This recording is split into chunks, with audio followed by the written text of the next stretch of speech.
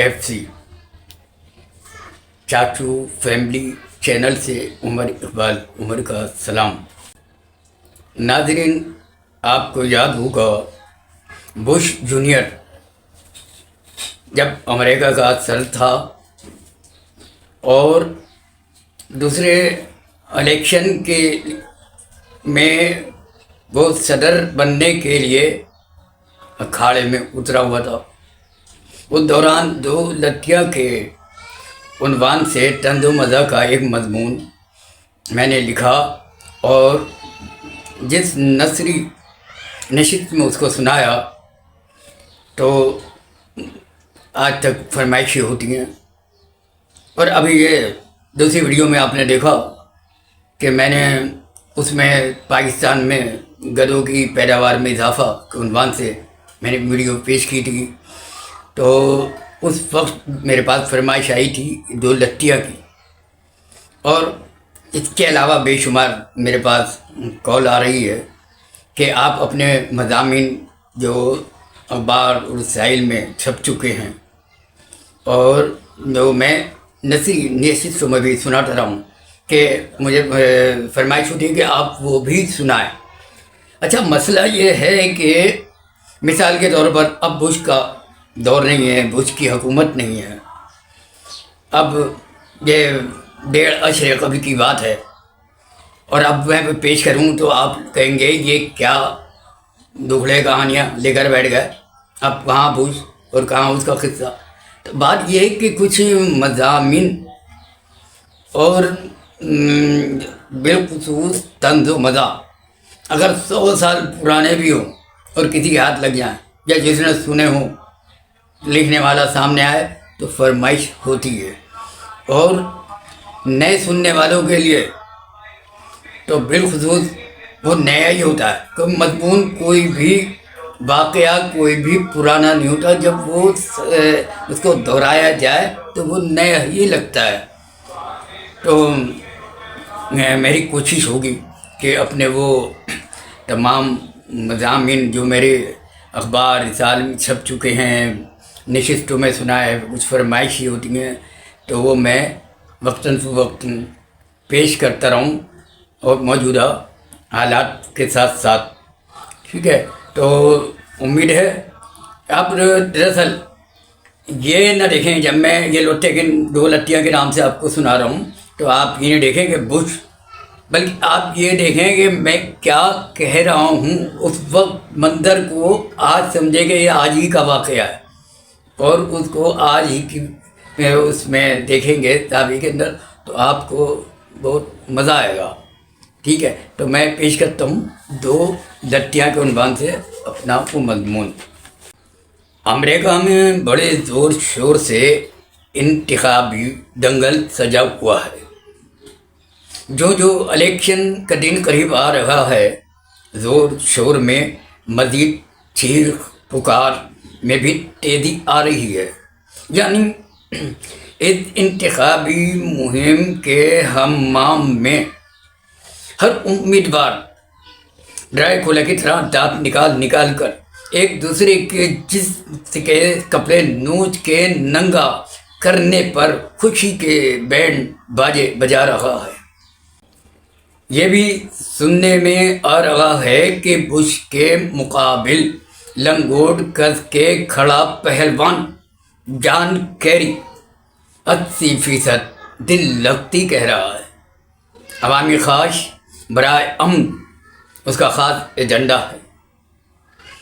गुज़िश्ता रोज़ वो ये ऐलान भी कर चुका है, हम कामयाब हुए तो इराक़ से अपनी फ़ौज बाइज़्ज़त तौर पर निकाल लाएंगे। इस ऐलान से सदर बुश यकीनन परेशान हो गया होगा, मगर बुश से ज़्यादा हम परेशान हो गए, फिक्र लाहक हो गई कि ऐसा ना हो कहीं बुश के नीचे से कुर्सी आसानी से खींच ली जाए और उस पर जॉन कैरी बरअजमान हो जाए।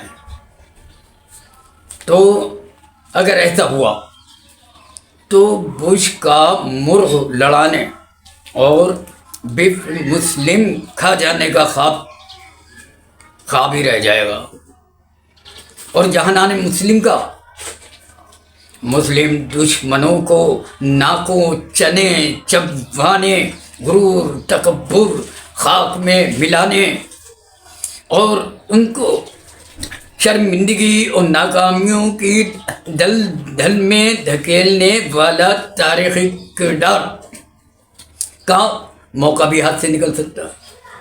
لہذا بش کی کامیابی فی الحال بہت ضروری ہے۔ ہم اسی ادھیڑ بن میں تھے کہ اچانک یاد آیا گزشتہ الیکشن میں بش کی کامیابی کا سہرا 25,000 گدھوں کے سر بندھا تھا۔ آخر بش کو ان گدھوں کا خیال کیوں نہیں آیا؟ شاید وہ عراق میں خطرناک اسلحہ مشورہ ڈھونڈنے یا کسی اور اسلامی ملک میں حملے کا منصوبہ بنانے میں مصروف ہو۔ بابا جی کا خیال آیا کہ ان سے مشورہ کر کے بش کو 25,000 گدھوں کی یاد دلا دی جائے۔ بابا جی نے کہا اب گدھے کچھ کر نہیں سکتے، کیوں کہ بش کا پلہ ہلکا اور پاؤں بھاری ہو گیا۔ پلہ ہلکا اور پاؤں بھاری ہو گیا ہے، اس کے بھاری پاؤں کے بوجھ سے 11 ٹاور برداشت کر نہ سکا اور زمین بوس ہو گیا۔ عراق اور افغانستان اس پاؤں تلے پیسے جا چکے ہیں۔ متعدد اسلامی ممالک پاؤں کے دباؤ میں ہیں، لہذا وہ اقتدار میں رہنے اور اپنا رقص ابلیس جاری رکھنے کے لیے اپنی خاتون اول کو تو بھول سکتا ہے مگر پاکستانی گدھوں کو نہیں۔ یوں اس نے پہلے سے زیادہ یعنی 28,000 گدھوں کو لاٹری ویزا جاری کر دیا جو عنقریب امریکہ پہنچ جائیں گے اور بش کی انتخابی مہم میں حصہ لے کر ڈھیچو کر کے مخالفین کے کان پھاڑیں گے اور بش کی کامیابی کا ٹھپا ایک بار پھر لگوائیں گے۔ بابا جی نے انکشاف بھی کیا کہ پاکستانی گدھوں میں اب وہ بات نہیں رہی، کیونکہ یہ اب 2 لتیاں مارنے لگے ہیں۔ اگر 28,000 گدھوں نے 2 لتیاں ماری تو یقیناً 56,000 ووٹر پولنگ بوتھ جانے کے بجائے ہسپتال لے جائے جانے کا خطرہ بجائے اتم موجود ہوگا۔ بابا جی کی بات سن کر ہم اور فکر مند ہو گئے۔ واقعی اگر یہ گدھے چلے گئے تو یقیناً 56,000 ووٹر ہسپتال میں اور بش گلے میں ہاتھ ڈال کے سسرال میں جا کے بیٹھ گئے تو کیا ہوگا؟ یہ بھی ہو سکتا ہے دنیا سے اٹھنے والی یہ آوازیں بش کے خلاف آوازیں آوازاری پاکستانی گدھے سن تو رہے ہیں، اور جب یہ امریکہ جا کر انتخابی مہم